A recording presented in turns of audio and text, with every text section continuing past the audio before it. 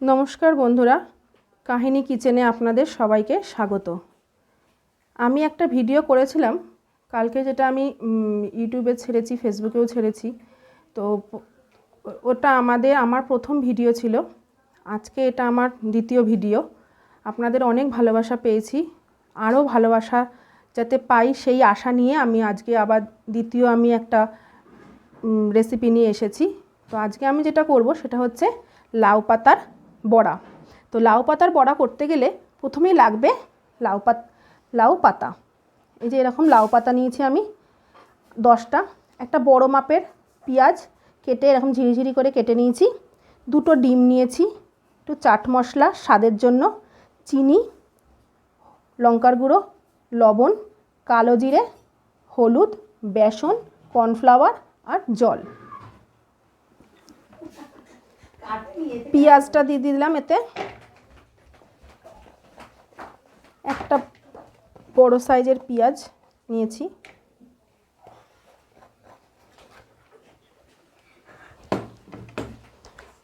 হলুদটা দিয়ে দিচ্ছি। এই মেজারমেন্ট চামচের আমি 2 চামচ মতন হলুদ দিলাম, লাগলে পরে দিচ্ছি। লঙ্কার গুঁড়ো দিচ্ছি। লঙ্কাটা ঝালটা যার যার মতন, কারণ বাড়িতে তো বাচ্চারা থাকে, তো ঝালটা ওই জন্য আমি একটু কমই দিলাম। লবণটা দিলাম এই মেজারমেন্ট কাপের হাফ চামচের 2 চামচ। কালো জিরেটা হাফ চামচ নিয়েছিলাম, চা চামচের, এটা সবটাই দিয়ে দিলাম। চিনিটাও আমি 1 চামচ নিয়েছি চা চামচের, এটা সবটা দিয়ে দিলাম। আর দিয়েছি চাট মশলা, এটা চা চামচের হাফ চামচ, এটা সবটাই দিয়ে দিলাম। আর দিলাম মেজারমেন্ট কাপের 1 কাপ বেসন।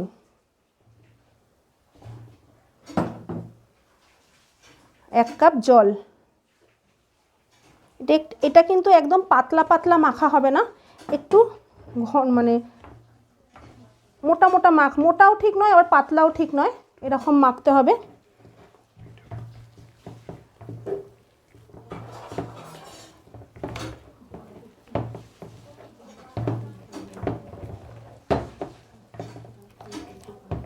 এটা ভালো করে একটু মেখে নিতে হবে।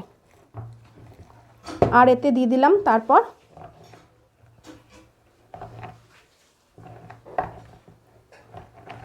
ডিম।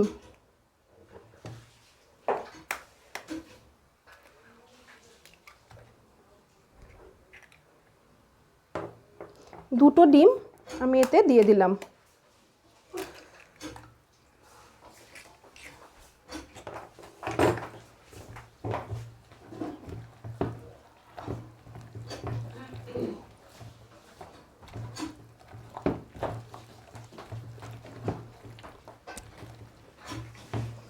এবার এই মেজারমেন্ট কাপে যে 1 কাপ যে আমি নিয়েছিলাম কর্নফ্লাওয়ার, ওটা দিয়ে দিলাম।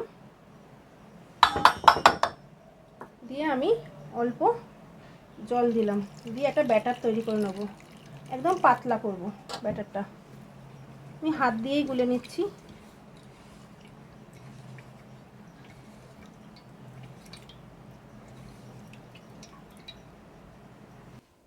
তেলটা গরম হয়ে গেছে। এবার আমি লাউ পাতার মধ্যে ডিম দিয়ে, বেসন দিয়ে, পেঁয়াজ দিয়ে যে ব্যাটারটা করেছিলাম সেটা দিলাম। দিয়ে এটা ভালো করে মুড়ে নিতে হবে।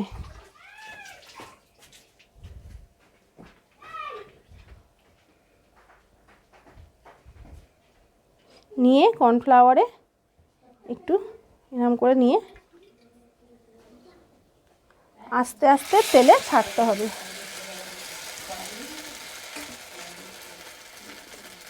এটা 2 থেকে 3 মিনিট এই পিঠটা হয়ে গেলে তারপরে আবার ওই পিঠটায় উল্টে দিতে হবে।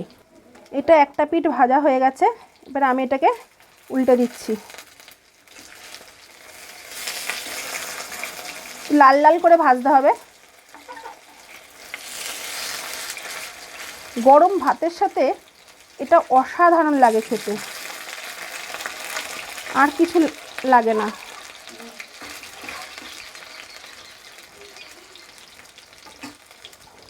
এটা হয়ে গেছে। এটা আমি একটা ছুরির সাহায্যে কেটে আমি দেখাচ্ছি, কারণ গরম তো। এই দেখুন ভেতরটা পুরোটাই হয়ে গেছে, খুব সুন্দর এটা হয়েছে। ডিমটা দেওয়া হয়েছে বলে খুব নরমও হয়েছে। আর একটাও কেটে দেখাচ্ছি।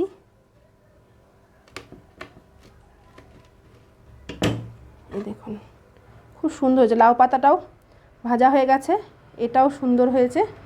খেতে এটা গরম ভাতের সাথে খুব সুন্দর লাগবে, অথবা সন্ধেবেলা স্ন্যাক্স হিসেবেও খুব সুন্দর লাগবে। একটু বাচ্চারা একটু সস দিয়ে এটা খেতে খুব সুন্দর লাগবে। আজকের মতন এটা এখানেই। যদি ভালো লাগে অবশ্যই লাইক করবেন, কমেন্ট করবেন এবং শেয়ার করতে ভুলবেন না। আর অতি অবশ্যই সাবস্ক্রাইব করবেন। এরকম নতুন নতুন রান্না পেতে আমার সাথে থাকুন।